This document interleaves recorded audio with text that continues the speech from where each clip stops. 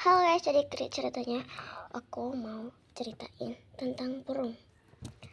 Nah, waktu aku pulang sekolah, aku minjam HP-nya kakek aku.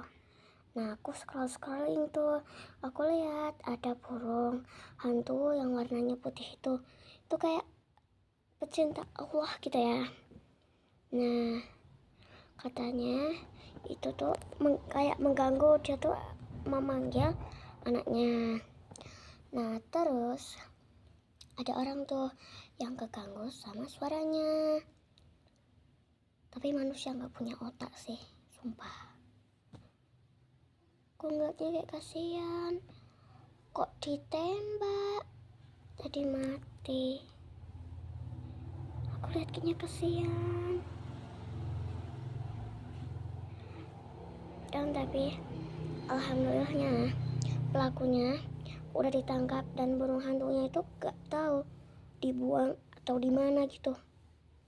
Kan kalau ada bunyi itu kan, kalau keganggu sama burung hantu, pindahlah yang ke tempat lain. Itu manusia nggak ada otak kali ya, otaknya tuh nggak dipakai apa. Alhamdulillah sih, semoga burung hantu itu diterima dengan Allah. Oke, bye bye, segitu aja.